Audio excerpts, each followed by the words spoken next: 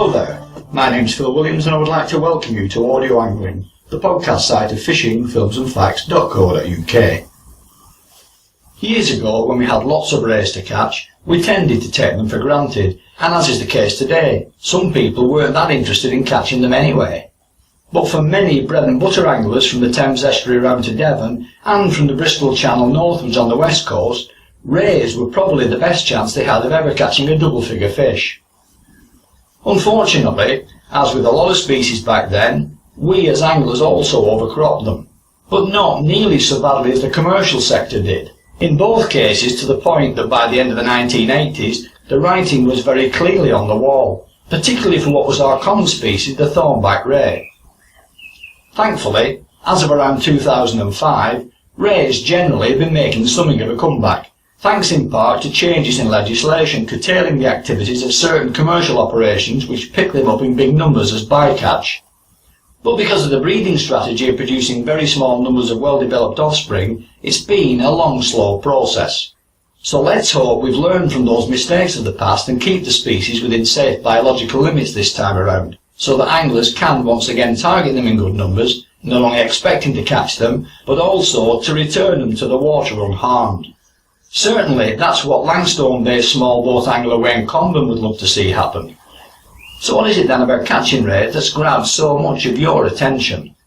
One of the things I like about ray fishing in my location is just the fact that we've got the main 5 species out there, and a lot of them, and a good size of them as well. So if you're fishing out in the eastern Solent, you'll pick up spotted, thornback, undulate, small eye and blondes regularly, and you'll do that as if you're mixed fishing. So you could be cod fishing in the winter, you've got a very good chance of picking up thornbacks and blondes on your cod baits. Same in the summer if you're fishing for hounds and what have you. I think the fact that there's so many and such a nice varied range of rays in the south coast, I do enjoy catching them. They're a nice species to catch. As a point of clarification, because I often get asked what the difference is between skates and rays, maybe we should address that particular question next. From a purely scientific point of view, there actually is no difference. That said, we as anglers tend to think of skates as being the bigger species well able to hit 3-figure weights, with the rays tending to be the smaller growing species, even though, as I've said, they're both one and the same. What's less often discussed is the fact that within the smaller species we call rays, there is a very real split between those such as the undulate and cuckoo with rounded wingtips, and the thornback, blonde spotted and small-eyed ray with pointy wingtips, which are very important features, as these aid specific identification. And for the purpose of this particular podcast, although they are still rays, species such as the electric rays and the stingrays will be excluded here, as they don't belong to the same family as those previously mentioned, which is Rhyidae, hence the prefix Rhya in front of all the scientific names. So let's now take a guided tour through the various ray species, and just for completeness, I'll throw in the main identificational features as we go along. One of the most common species we have is the thornback ray. They get to a good size. I've had them up to 17.5 pounds on my boat, and I know there has been a bigger caught, which is a fair size of thornback actually. They tend to take most baits. There's not a lot they'll turn their snout up at. They like rag, squid, fish baits. I do find that squid and fish baits do the damage on, and that will actually go for most of the ray species. That's the two, for my area in particular, the 2 baits that really do seem to do the damage. There's a huge amount of variation in the colours of thornbacks as well, that we find. You get some with spots on them, they almost look like a huge spotted ray. You'll get some with eyes on the wings, all sorts, very varied in their markings. I'd say probably an average size for the Solent would be between 6 and 8 pounds. There's quite a few in that range. As for the ground they like, they're very varied. They tend not to find too many on the fast-flowing banks. That's more blonde ray country. They like rough bottom, incredibly rough bottom as well. You'd be bream fishing and you'll pick them up on your bream rigs. They like sandy bottoms, all sorts. I think they tend to range over where there's food, so there's a food source for them there, that's where they'll be. Obviously they come into different areas to purse as well, I think, but you find them all in all depths of water as well. I've had them up to 100 foot of water, right down to sort of 15 feet. In the Solent, we're very lucky. There's a very good population of thornbacks. The large ones are harder to catch, mind, now. There's not as many as there once were. Anything over, I'd say, sort of over 13 pounds is a very good specimen now. I think the largest I had last year was only about 14, personally, but I did have them up to 17 on the boat. I don't eat them. I know they do make fair eating for some people, but I prefer cod and mackerel, and personally, eating wise. But yeah, some days when it's a bit quiet, you can often rely on the thornbacks to keep things going. Strangely enough, you say that some rays fight harder than others, and I've had thornbacks do every type of thing, from a screaming run, which you would swear was a smooth hound. I've had them, didn't know they were on there until you started winding and check your bait. And fighting wise as well, some will give a better account than others. Clearly if there's a lot of tide running, any ray will generally be a bit harder to get in just because it'll kite against the tide. They're a fair sports species, they do put a good account in. They do hang a bit, especially the big ones, they take a bit of pulling up. So yeah, they're a good sport fish. I like them, I do like rays a lot. Going back to what you said earlier about variability of markings, thornbacks do have the ability to mimic, albeit probably accidentally, the markings and coloration of some of the other species. A typical thornback will have its entire upper surface covered in fine rough prickles, with a scattering of large sharp spines with swollen bases. Markings and coloration can be quite variable, but are usually greyish brown and mottled or marbled with spots and blotches which can be anything from creamy through to yellowish brown, with any number of black or smaller dark spots thrown in for good measure. That said, I've caught some without even a single spine on their wings or upper back, and others that were so heavily armoured that they were virtually impossible to pick up. What they also have is light and dark bands running the entire length of the tail. One of the things rays also have in common is the same approach in terms of terminal tackle to catch them. So across the board, what would you describe as being your best all-round rig? My general ray fishing rig is almost identical for all of my rays. I will use heavy mono because we've got every chance of picking up decent sized blondes even on our thornback spots, and if it takes the hook down slightly deep and is chomping against that, anything like mono, it will part quite quickly. So my traces tend to be £80 at least. I prefer £100 mono. A 4.0 strong O'Shaughnessy hook upwards. If I am trying to target the smaller rays, on average I'd say a 6.0 hook is good in between for the rays. But thornbacks, it's a surprise though, because they've got far larger mouths than people think, and they will take bigger baits than people think. I mean, if there's a lot of dogs about that are taking your baits and causing problems, I'll just chop the tail end of a mackerel off, just hook it straight through the both lips and drop that down.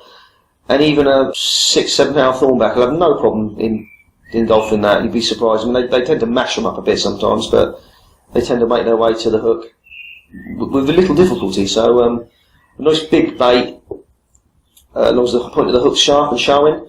I don't like pennels. I know they can improve your bait presentation, but from a personal point of view, I like a single hook, and I like quite a short trace as well. On general, a metre at the very most, and sometimes shorter. My trace mono is usually around £60, but I do keep a check on the bit adjacent to the hook looking for tooth abrasion, and if necessary, cut it out and retie. Even if I've got a little bit of abrasion, I'll change it, because I'd hate to lose a fish of a lifetime through what is in effect a bit of laziness in not changing or retying a trace. And that can be a pain on a boat. I don't like tying knots. I can tie a decent knot, I don't like it much, but yeah, I'm not about that. If I've got any sort of damage on the trace, I'll change it, absolutely. And are you finding along the south coast that thornback numbers are on the increase, and have been over the past several years? Quite a few of the charter skippers I've spoken to recently dotted around the country are reporting just this. Yet unbelievably, others sandwiched between them in areas where rays used to be numerous are reporting the exact opposite. I'm finding there's a good number of thornbacks in the East Solent area, but the larger fish, definitely there's not as many of the big thornbacks. At one time we could guarantee a decent number of £15 plus thornbacks throughout the season, but the last few years certainly the bigger fish have been much harder to find.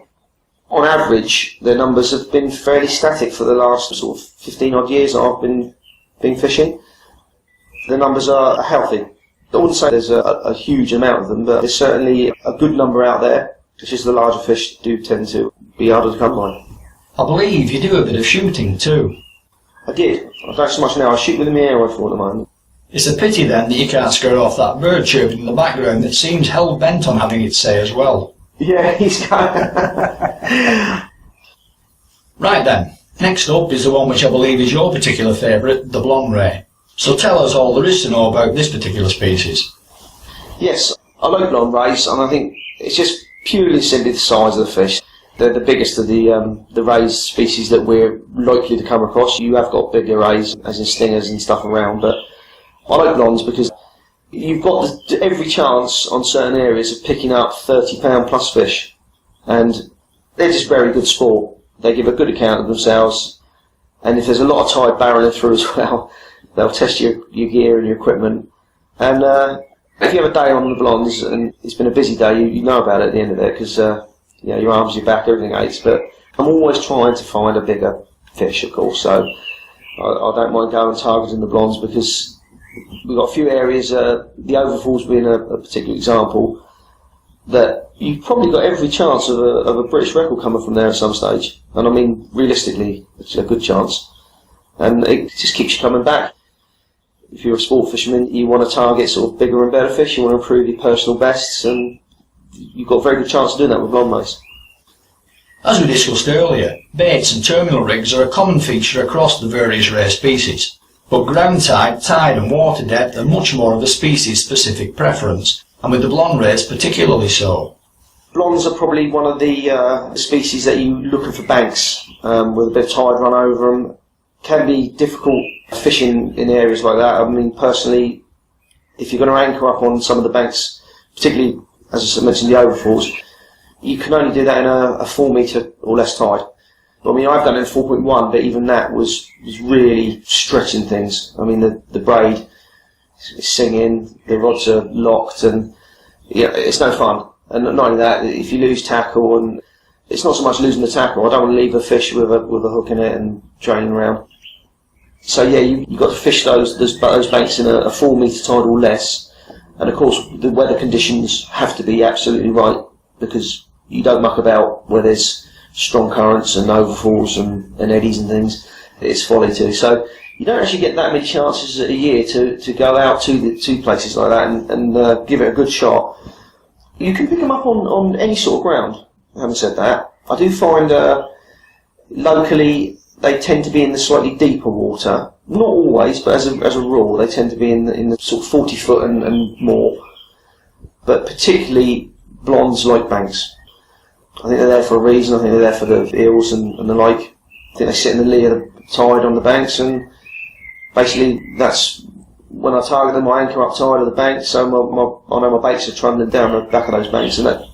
Just to clarify one point, you mentioned fishing in tides of up to 4 metres, but where I fish, tides between 7 and 10 metres are the norm. Obviously, everything is relative, so where in your tidal cycle does 4 metres sit? Obviously, depending on where you are in the country, tides are different. Now, our tides range from probably 3.8 up to about 5.1, so it's the very smallest tides you're looking at, purely simply because anything over £2 of lead, and £2 of lead is a lot of lead to have on the end of your line. I mean, must use braid as well. You have no much chance of mono when you've got that sort of tide running and £2 of lead on. So yeah, it's the very small tides. It's just purely and simply you're fishing at anchor, so you need to be nailed to the bottom. So one thing as well with rays, and I think with a lot of fish, you must be anchored on the bottom. If you think that's your weight's trundling or flying up in the air, you're not really fishing. So to nail on the bottom, small tides, in my area, as I say, that's 4 metres and below, purely simply because you need small tides to hold your bait on the bottom in those sort of currents. Blonde rays are usually a pale sandy colour with small uniform dark spots right to the edge of the wings. They also have a prickly feel all over. And similar visually, often to the point of confusion for many people, is the spotted ray. I don't know why that should be, because there are very definite, easy to pick out differences, if you know what you're looking for. Spotted are golden yellow with spots of varying sizes, which leave a black margin around the edges of the wings, and are also prickly only at the front end. The spots can also form a noticeable circle in the centre of each wing, known as an ocellis. Maybe it's just wishful thinking when a medium-sized blonde comes up that it could be a record spotty, which in reality would struggle to make double figures. So let's now move on to that particular species. They don't get much bigger than sort of £5. If you get a £5 fish and above, it's a very good example. They do like fish baits, spotted baits. I mean, you will pick them up with squid, no problem. But I do find that if you've got a fish bait, mackerel, herring and the like, even sandeel actually for that matter, they do like fish baits in particular. They often have different markings on. You get some with huge eyes right on the centre of the wings. And some will have a pattern of larger eyes as well, almost like a diamond pattern. I'm not sure, but I really don't know about this. We've certainly picked up rays that almost look like a cross between the species. Probably more to do just with the variation in markings, but there's certainly quite a range of markings, even on the spotted. Yeah, I mean, most of them just have the spots, but you do get a lot of ones with the big eyes on the wings. Some have slightly larger spots than others. Colouring-wise, they're all round about the same. But this is an interesting thing, actually. I've found a lot of rays with black markings on the nose. And spoke to some other anglers, and a few of my friends have actually started to notice it more. Whether or not they're caught with them, not really noticed, but all the species of ray, actually, and a few dogfish in the Solent have got very black markings, not on the skin, it's actually in the skin, all around the nose area. Strange, I don't know what that is, but it's an unusual thing that I've seen quite a lot of. That's the point, I've seen a lot of this black markers on the nose. Don't know what it is.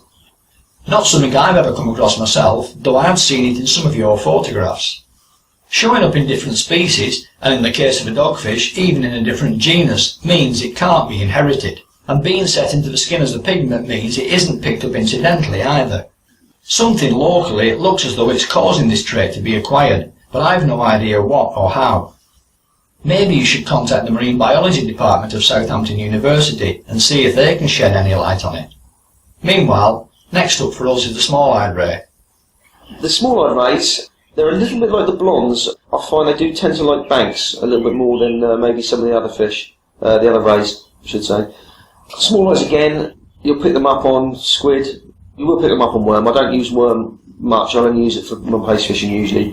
When I use average baits, which will be mackerel, squid, or a fish bait, I've found no preference for the small eyes. They'll take all three quite happily. They're not as common as the other species, I will say that. In fact, they're probably, out of 5 species of ray, they're probably the one in the East Zone you're less likely to come across. But that said, we have got quite a good number of them, and I do find that you'll get more small eyes as the year progresses. So early doors, you won't find as many, but once you get into sort of September time, through to sort of December, that's a peak time for the small eyes, especially the East Nab area. I think I had one last year, about £10.5, I think, something around about that. That was my best small eye from last year, but I've had them up to about 15 in the past. Again, they're not widespread, but they're not uncommon. So they seem to be doing okay in our area. Again, a nice ray, put up a good scrap, you know, when they get to a certain size, they give a good account of themselves. And yeah, another fish I like to target. They can be mistaken, I think a lot of people mistake them with the ungulates, because although the ungulates tend to be darker, a lot, where we are, they're very dark, chocolatey coloured ungulates where we are. You do often get very light ones with very faint markings on them. And I know a lot of people get confused between the small eyes and the ungulates marking wise, but once you've caught a few of them, you know straight away what's the difference between a small eye and an ungulate. You only need to look at the wingtips really, pointed for a small-eyed and rounded for an ungulate. Ungulates have dark lines and blotches edged with small white spots, whereas small-eyes have off-white lines and white spots only. And in my experience, the small-eyes also like the bank tops, which many of the other species seem less keen on. But does that hold true down here? I've never had a small-eyed ray out on the fast-running banks. I've had them on the more gentler sloping banks in the areas. We've got a depression just on the eastern nab that goes into about 80 foot of water. And if you really want to target small eyes, I tend to fish just down the banks there. But you can have them down into the depressions, into the very deep water as well. But yeah, they do tend to like to sit on the banks, I do find that, but not the very fast-flowing ones. Moving on to the ungulate ray, this is now an officially protected species and cannot legally be brought ashore, suggesting scarcity or being endangered, which in some parts of the country it probably is. But I don't necessarily think that that's the case to the east of the Isle of Wight. I personally have only ever caught one, a sight I have to say I will always treasure. Well, they are the most handsome ray, I think. When you get the ones with the really deep chocolate markings and the lines, the spots on them, they're an incredible looking fish. You get the odd one that's not so, a bit wishy-washy looking, but in general they're quite a stunning looking creature, I find. The eyes I find on rays, going a little bit of an aside, the eyes are almost alien, incredible. They really, if you ever get a ray and you hold it up and the light goes through the gill case and you can see the light shining on the eyes, it really is an amazing thing to see. But no, they're handsome fish, ungulates, and we have got a really good population of ungulates in the eastern white area. Very, very good population. I picked up quite a few nice ungulates last season. £16 was the best one I had, but I had about 4 or 5 £15 fish and quite a lot below that. But the ungulates, I think the ungulates along with the blondes, I think all rays are predatory, but they won't turn their nose up obviously at a static dead bait on the deck. But I've had more ungulates on live bait than any other ray. And with fishing on my own, I tend to hedge my bets and have a few different rods out with different baits on, just to see what I can pick up. And if the toke are around, or I think there might be bass around, I'll often have a live mackerel down there or a small pout. And very often you get an ungulates. You can get thornbacks as well, and blondes as well take a live bait, by the way. But ungulates in particular do not mess about. At one time I thought it might have been, I put a live mackerel on, maybe a cuttle's come along and killed it, which they often will, and then the rays come on and found that, but not so. I mean, you only got to watch the end of your rod when you've got a live bait on, and you can see that little ding-ding as the poor thing panics. It's just about to meet its maker. But yeah, so I knew it was a live mackerel on, and then I've had an ungulate absolutely smash them. But good sport, very good. I mean, it's nice to actually catch a big ray on a live bait, and I've not had a small ray take a live bait. That's the other thing. So it's a nice way of if you do get a ray on a live mackerel, it tends to be a decent sized one. Completing the set now of what anglers call rays, and I have a feeling that you might not be familiar with this particular species, having only ever seen the odd one here and there myself, particularly from deep water, is the cuckoo ray. Another round-winged species, which if it reaches 5 pounds in weight would be an absolute monster. One of those once seen, never forgotten species, with rounded wingtips, sandy in colour, but with a tight circular patch of black spots known as an ocelus in the centre of each wing, rather like the markings on an RAF fighter plane. Not only have I never seen a cuckoo ray, I don't actually know anyone who's caught one. So I am aware that there have been cuckoo rays caught along the south coast, but I've never come across one. And I think you would know if you come across one. They're quite spectacularly looking, marked fish.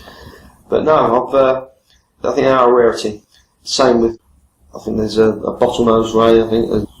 I'm glad you mentioned that one actually. As a species, it's an absolute rarity, though the record was actually taken near here from the Needles. Brian Douglas and I had 2 inside the dinghy back in the early 1980s, the biggest going 140 pounds, filmed by the late great Kevin Linnane of the Central Fisheries Board out from Fena, caught in less than 20 feet of water. And this is a very real example of where the distinction between skates and rays gets blurred. Bottlenose rays potentially can grow bigger than common skate. They get their name from their extended nipple-like nose, but they're also known as white skate due to the pure white underside coloration, unlike the common skate, which is covered in tiny black spots around each of its body pores. It's fairly clear then from what's been said that the blonde ray sits on the top of the list for you. So why that particular choice? I enjoy catching all the species of rays, I really do. I think the thing with the blondes, as I've probably mentioned before, is the size. They're the biggest of the main 5 species, and as such they tend to put up the best fight. But one of the other things about blondes are, if you find a good spot, then you can have plenty of them as well.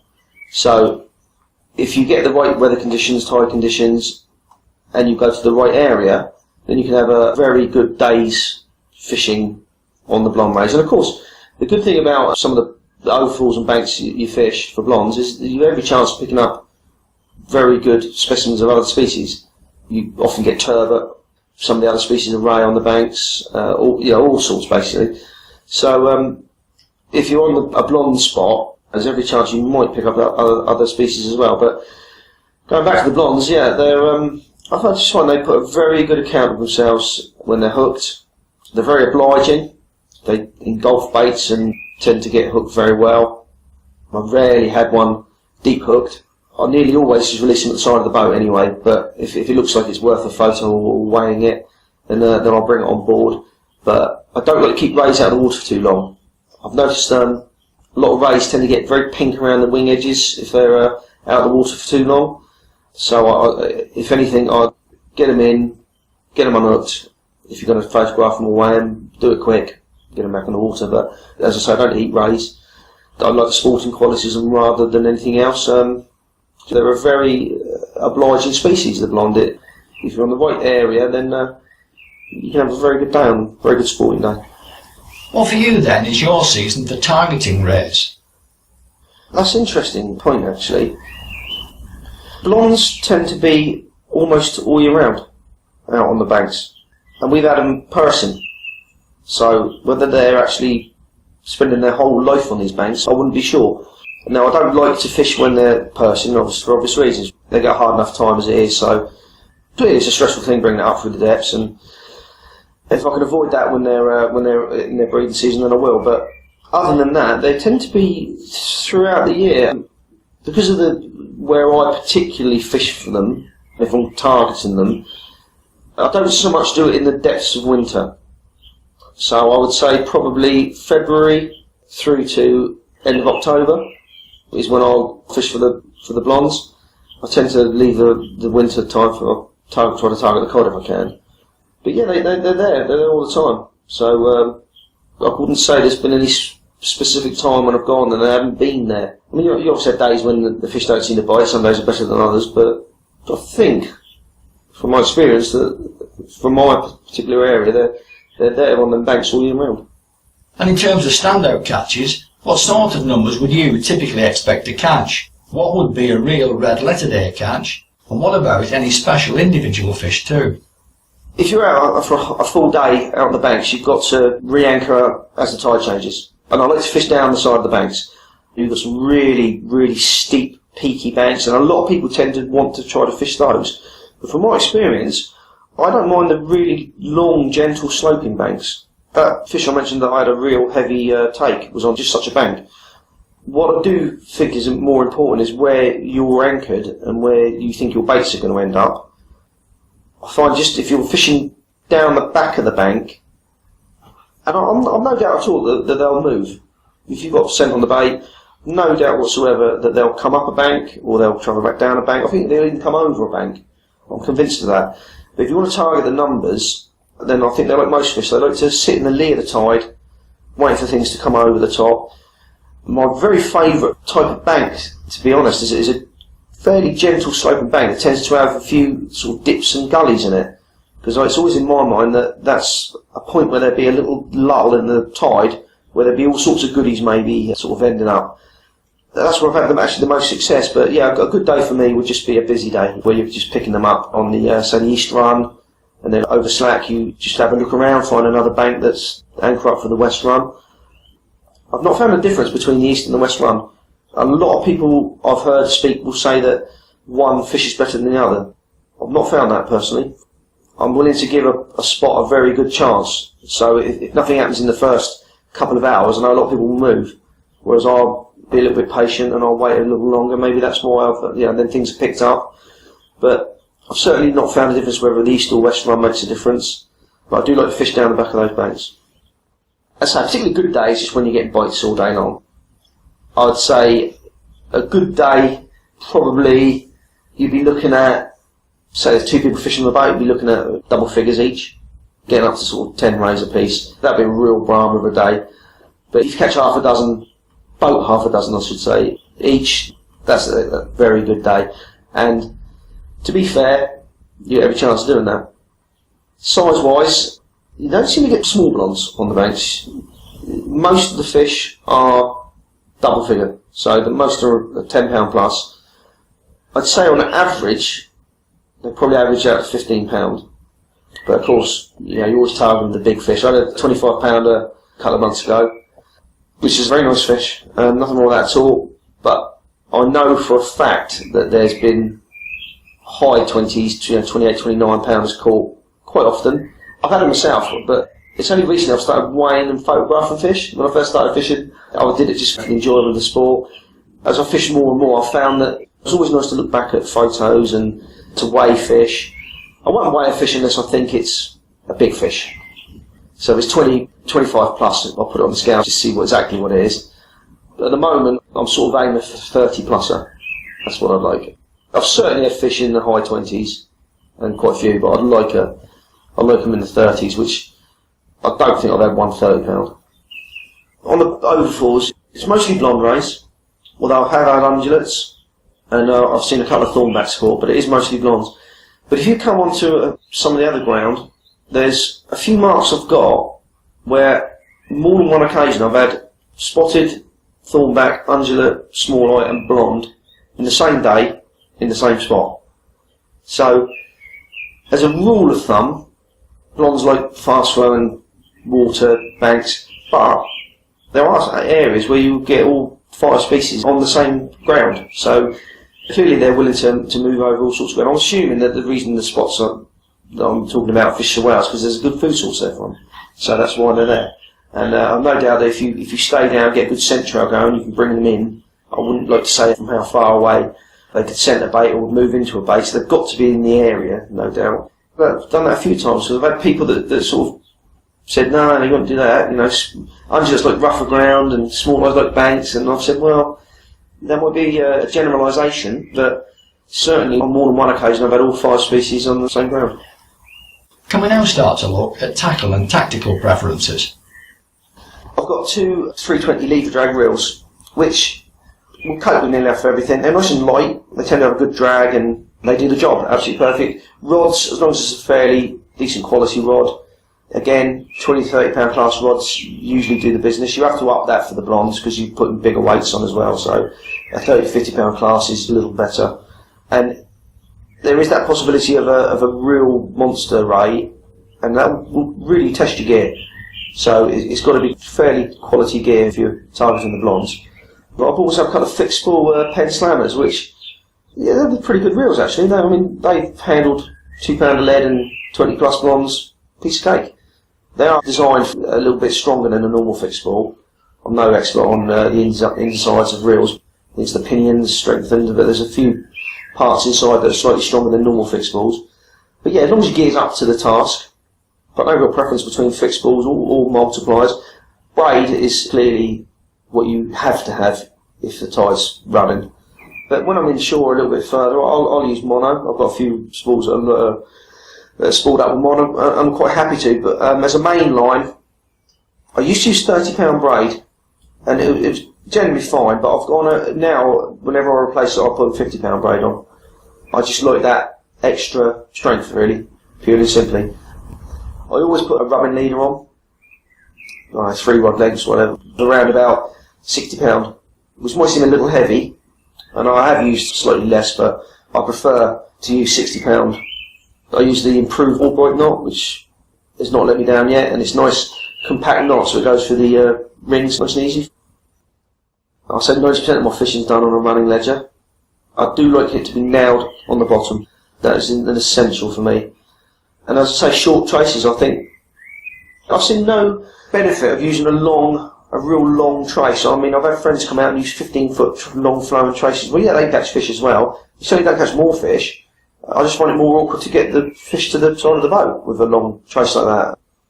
So yeah, personal preference, short trace, and I do like to use 100 pound mono for my traces, because a ray has got quite an abrasive mouth, and if you've got a bit of tide running too, and you're pulling out through the depths and he's slightly bigly hooked, they will chomp through that mono quite quickly.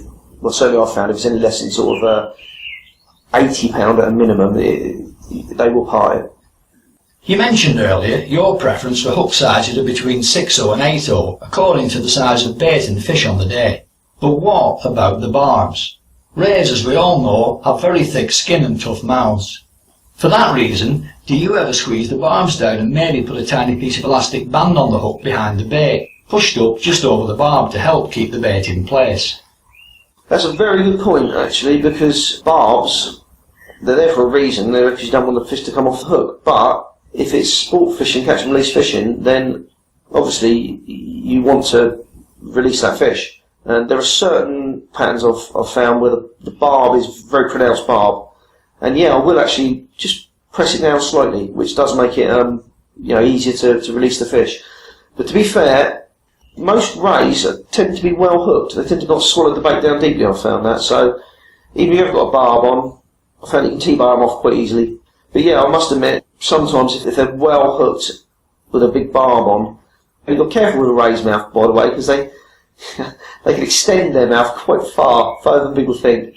And if you look at the mess they make of a mackerel or whatever, you wouldn't put your feel. Well, I had a couple of friends last season got chomped by rays, and but the noise they made and the look on their faces, it looked like it looked like it smarted a bit, put it that way. So yeah, you don't want to be bit by one.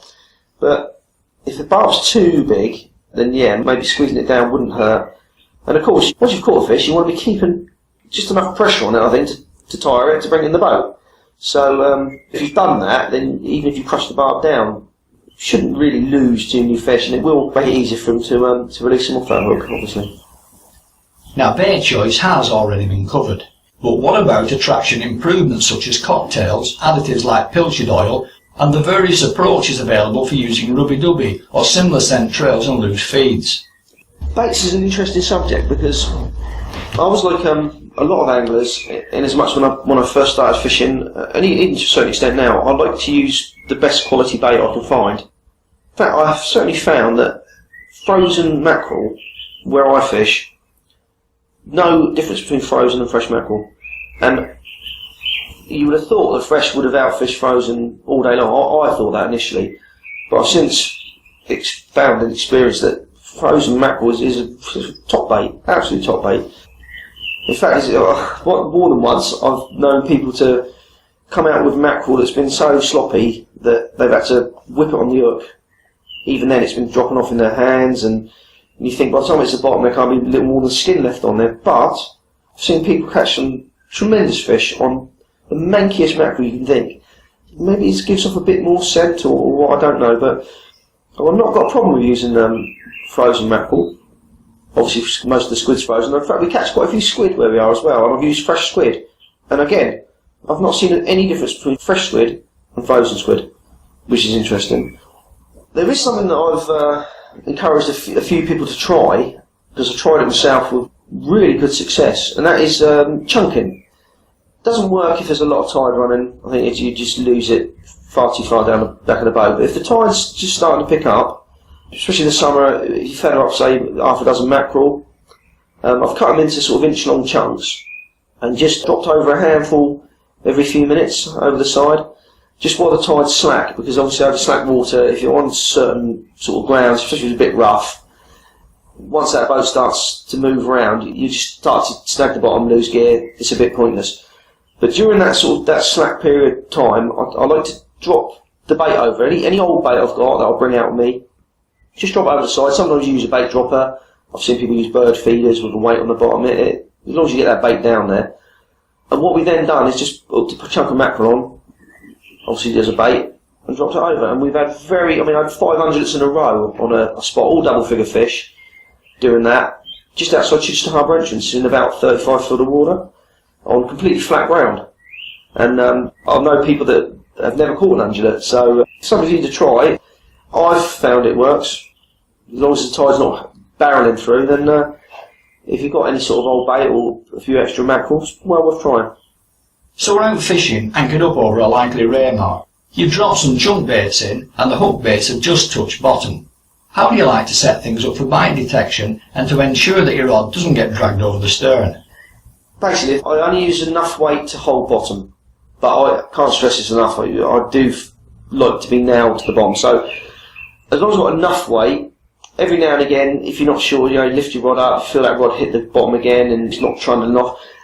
If you unlock your drag a bit and you find that that's whizzing off, then obviously up your weight. Chances are it's not on the bottom, it's just being lifted up. But what I tend to do, as long as I know my bait's on the bottom, I don't often hold a rod actually, I'll often put it in rod holders. Now I've got the, I think you call them the rocket type holders. I've got 2 sunk into my gunnels at the end of my boat. I've got 2 that fit on the handrails. Now, the thing I like about those is they're strong holders. If you set your drag so as it's not too tight, but it's obviously not too loose, I can stick it in rod holders. I'm not one for striking fish. Obviously, I watch my rod tips all the time. I'm constantly watching rod tips. But if I see a little bit of activity on the rod tip, I think might be a ray, what I'll often do is I'll give it a moment, just give it a minute or 2 just to maybe settle on the bait. And personally, there's only personal preference, I'm sure a lot of people have got different ways of fishing. All I'll do is I'll just gently take the slack up, feel that weight. If the weight's on, lift into the fish. I don't strike. I'm never really like striking heavily into fish. And that way, I found that I don't tend to lose too many. Once you feel that weight on, you know when they're on and when they're not, obviously, and then it's just a case of playing them to the side of the boat.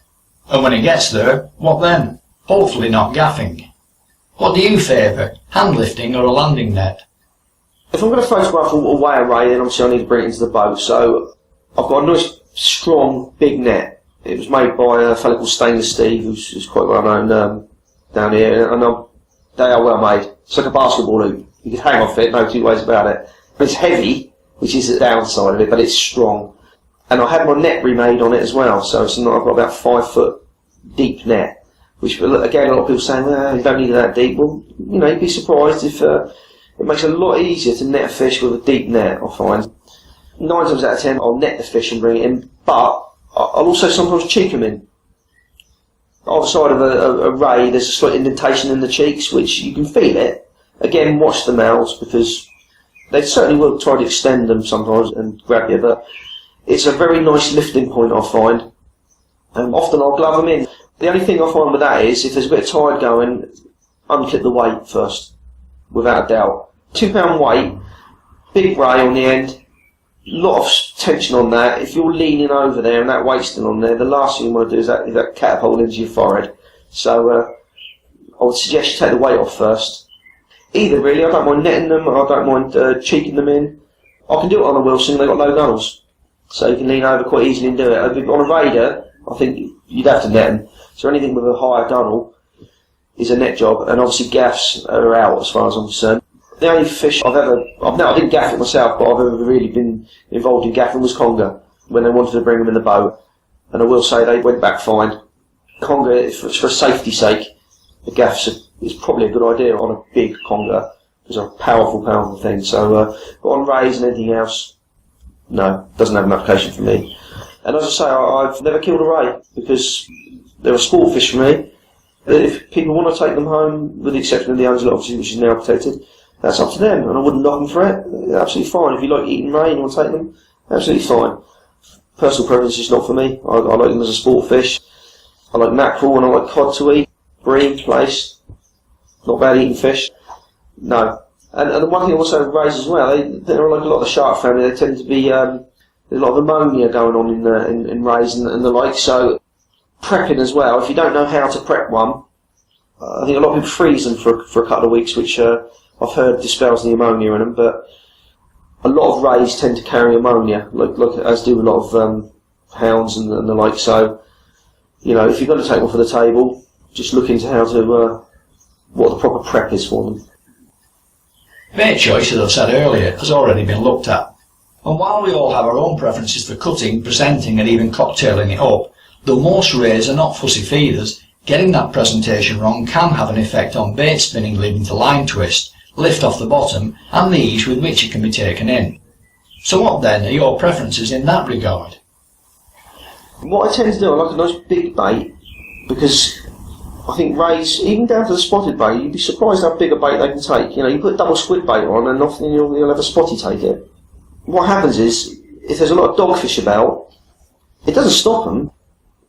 They'll wedge a double squid bait in their mouths, even if some of them aren't even hooked. They've got it so wedged in their mouth that you can boat them just because their mouth is actually stuffed with a bait, so they're not even hooked. So when the dogs are around, I like to just use a big bait for 2 reasons. One, big bait, more scent, so that can only be a good thing in my eyes.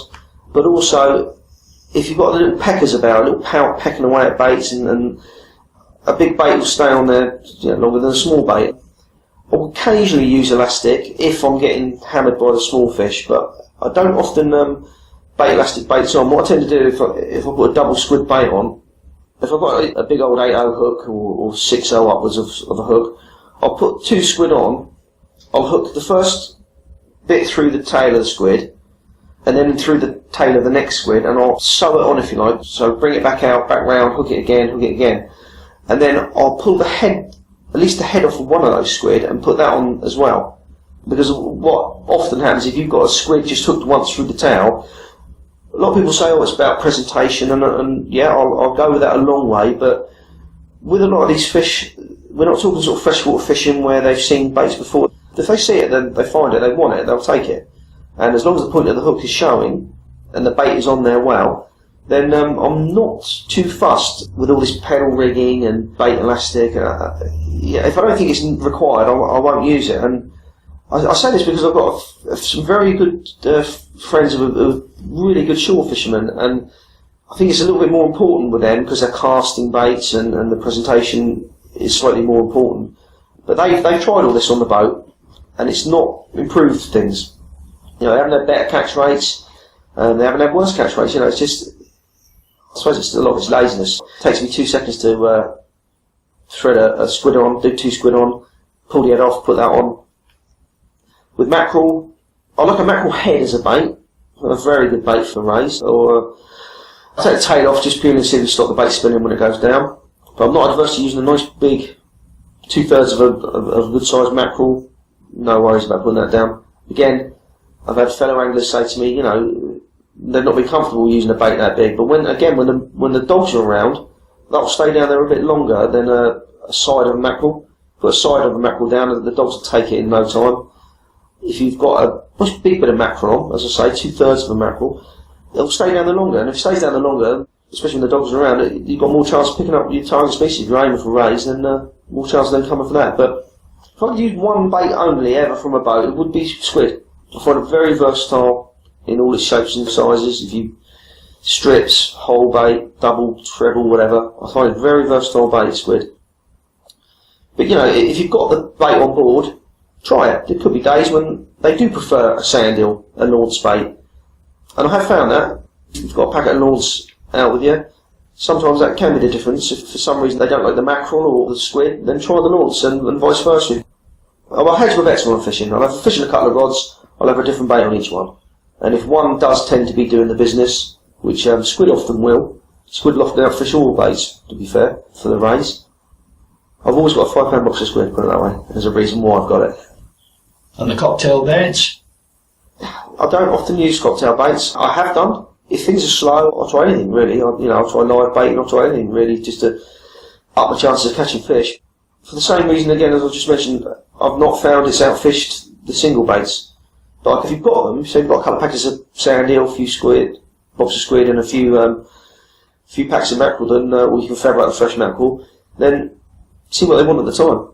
I used to think that maybe it was seasonal because I know a lot of the bass fishermen, they say that there's a time of the year when they're preoccupied with sand eels. When the cuttle come in, they tend to get preoccupied with the cuttle. I've not really found that with the rays. I've just found that at any particular time or any particular day, they might just fancy one bait as opposed to another. So if you've got it on board, then all the better. Now when people are fishing from a charter boat, which I know you don't do, unless they're up tiding, the best place to be on that boat for rays and for other scent attractive feeders is fishing over the stern. The more of other people's baits you can place yours down tied up, the greater the scent trail you can tap into with your bait. In theory at least, being the first one a fish following the scent trail back to source should come across. Scent, as you've already mentioned, is a big thing with rays. So what, if anything, can be done from a small boat to tap into this? The more scent you've got coming out, the more scent trail you've got coming out, the more chance you've got of picking fish up. Again, I know that they might attract in your target species every chance of attracting in what you don't want. Again, going back to dogfish and the like, and pout and whatever. But yeah, I'm convinced that a chum bag on the anchor definitely improves the chances of picking up fish. Interestingly, a few years back, a fellow I know dropped a big chum bag on his anchor. I mean, I wouldn't recommend this, of course, but it's just something he did a few years ago. He tied actually a hook length on a hook and baited it up as well on his anchor chain, and he had a 22-pound undulate when he pulled it up. It was a monster. I mean, it was a British record at the time. Would have been had it been rod and line. So you know, to me that just shows that if you've got a good scent trail going, then you've got more chance of fish coming up that scent trail and finding your hook bait. And say if you're fishing a charter boat, then if you're on the stern and your bait's the first they come across, then it could be the best position, possibly. But that said, I've not done a lot of uptiding. I've not really needed to do a lot of uptiding where I fish. But I've been out a few times on my boat, and I've had one or two fellas say, do you mind if I chuck an uptide? And I go, cool, yeah, of course not, it's out of the way.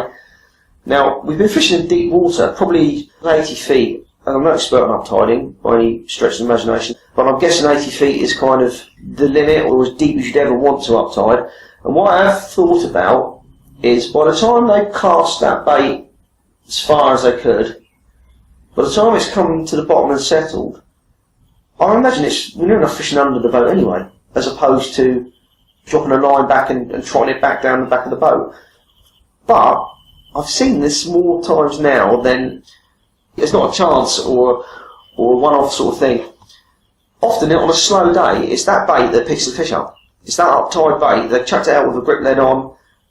I'm convinced it's fishing near enough under the boat that doesn't seem to matter in that depth of water anyway. And we regularly have bass picking up those baits. So and clearly bass are one of the species that tend not to like, you know, a boat slapping in shallower water or whatever. But it's in sort of 80-foot depth, they don't seem to worry at all about it. But if it's a bit slow of a day, I will break out a grip lead and throw one as far as I can uptide, and yeah, often it'll be that one that picks up the odd fish, rays included. You know, we've had all the species of rays on the uptiders too.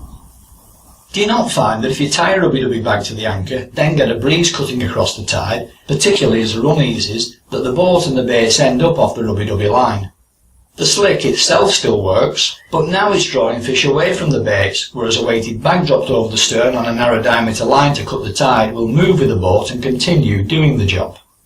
Personally, I don't put rubby-dubby on the anchor chain, but I will do it. I will try that. What I tend to do is, when the tide drops down enough for me to do it, I'll either drop down, I've got a bait dropper. The bait dropper, there's actually better ways of doing it than that. I mean, you put a heavy weight in the bottom of a carrier bag with your line on it, tie a knot just above the weight, fill the bag up, drop it, and as you lift it up, opens the bag up, lets it all down. That's ideal. If the tide's not running too much, you can actually drop it over the side, you can see it going down. Now, if you've got enough tide and the wind is holding you in that direction, then that's ideal, because I think that's all going down the same line as your baits, so that's good. But what I also think is, if you've got that scent in that general area under your boat, so even if you have got it on the anchor chain and you swing slightly off or the wind's holding you off, I still think fish will home in on that bag, and then if you've got a bait in that general area, they'll home in on that. I'm sure millions of years of evolution mean that fish have got every advantage they can possibly have of finding food. So I'm sure the scent, I mean, it's well documented that sharks can find a drop of blood in a swimming pool or the such like. So it's a bit like, as I mentioned earlier, when you're fishing the banks, I know for a fact I've seen fellas, they've been on the top of banks, they've anchored sort of wrong, they'll still pick up fish. So clearly the fish will come from off the banks, even good strong tides, to find their baits. So the key to me is having that scent down to bring fish in to your general fishing area. Clearly, if you can keep the baits in line with that scent trail, yes, that's what you want to be doing. But even if we're slightly getting swung off it, I can only see it being an advantage. What about online swim feeders, such as a small plastic film canister riddled with holes, then filled with fish guts, or a sponge soaked in pilchard oil, attached to, say, your lead, so the bait and the scent trail are always working together?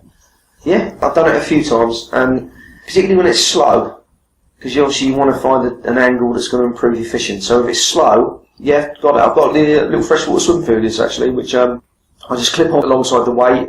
If there's not much tide, I'll use that as the weight, because they're often weighted anyway. But in the sea, most of them haven't got enough weight on them. But yeah, I've tried that, particularly for the place actually. I've tried that. Chop up a few ragworm, squid guts, you know, anything that I think is going to have a bit of scent to it. Pack it in as much as I possibly can in there. About 3 seasons ago, funny enough, purely by coincidence, the first time I tried it for the place, there was a fella fishing nearby that was trying the same thing, as a matter of fact. And in fact, he was fishing with Dave Barham, and it was a very slow day on the blocks. And it was his swim feed that picked up the few places they caught that day. And I think that absolutely helps. I mean, if it increases that central, it's got to be a good thing. Another idea might be to have a spur trace baited up for the rays with the bait marinating in pilchard oil ready to be swapped using a trace link. Yes, I think if you've got a trace made up, I mean, I've always got traces made up, always. I've got trace wallets, always got spare traces made up. Because sometimes you have a real witching hour when the fish are heavy on the feed, and if you haven't got a trace made up, then you can waste time trying traces. So, always a good idea to have a trace made up. Fish oil, I've not had any success using fish oils. At one time I've tried basically pulling the head off a squid, cleaning it out, filling it with fish oil, sort of tying the end off, if you like, with a bit of bait elastic, hooking that on, poking a few little pinholes in the squid mantle and dropping it down. It's not outfished a piece of normal squid, in my experience. So I tried a lot of oils. I tried pilchard oil and a few others. Tried some of the just out of interest, the halibut oil, pellet oil, and bits and pieces. But from my own personal experience, it's baits, it's fish baits they want. I mean, I even tried buying mussels, a load of mussels, and I shucked them, chopped them, filled them inside the squid mantles as well, and you know, just anything to try to see if anything works. And to be fair, I found no discernible increase in the fishing. So for me, generally it's my squid, mackerel, sand eel. One thing I will say, I don't leave them down for too long. Even if it's slow and I don't see anything knocking the baits off, 15 minutes usually, I'll bring that in, I'll change it, I'll put it back down. Yeah, I like to think my bait's got a bit of scent attracted. I think it does get washed out pretty quickly in the sea, so yeah. And as I say, I tend to fish quite heavy. I tend to fish as many rods as I can possibly get out. So, and unless it gets really busy, then if it's silly season, you've got to get a few of them in, especially if there's hounds about and like things that tend to tangle you up. So, but yeah, I'll fish hard until the fishing comes on well, and then I'll drop down a few baits. So I've always got a bait down there. I do like to always have a bait on the deck, no matter what. But yeah, if you've got a trace made up, all the better. And to finish things off, what would you like to say to young newcomers to sea angling who may have read and been influenced by adverse comments regarding fishing for rays? Well, that's a difficult one, because you get certain people that are just preoccupied with certain fish species. So for some it's bass or nothing, cod or nothing. For me, I like it all. The more varied and species I can catch, the better. I like all species of fish. Some have got favourites, obviously, but I don't mind what I catch. Now, what I found with taking children out, kids out on the boat, I've got loads of nephews and friends who've got kids that like fishing. My daughter don't mind a trip out now and again. It's catching. That's what kids like. Kids like to catch. So if they're catching, they're happy. Now, when they see rays come up, I've found that they're spellbound by rays. They love the look of them, because they're very unusual looking fish, rays. They give a good account of themselves as well. So the kids I've taken out on my boat, they just want to catch, and if they haven't seen it before, that's it. They love it. So it's a usual thing when you're fishing with children. It's just telling the ins and outs, the safety aspect of it. You know, some fish can bite. Most rays have thorns, not just thornbacks that have thorns. Although they don't have teeth as such, they can bite. And I imagine they make a nasty mess of a child's finger. So it's just teaching them the safe handling, respect for fish. I think is a big thing. I'm all for taking them back for the table. Got no problems with that whatsoever. You want to eat a fish, that's your decision. And then if you've got kids that like eating fish, that's even better. It's a healthy meal. You've got absolute provenance. You know where it comes from. You know, it's fresh out the sea. If you fish out in my area, the Solent, they're going to be one of the main species you're going to come across. So just enjoy them for what they are. But when I first started fishing, because we caught rays as a bycatch a lot of the time, I probably had a little bit of a sort of, oh, it's another ray, put it back sort of attitude. But I've changed. I've definitely changed. I really enjoy catching rays. I like seeing them come up. I do respect rays. They are a little bit of an underrated species from a lot of people, but they can make for a very good day's fishing. And there you have it. A comprehensive guide to fishing for rays, passionately delivered by a man who is a real devotee of the various species. My thanks then to Wayne Comben and to the blackbird in the tree at the bottom of the garden for sharing their contributions with us here.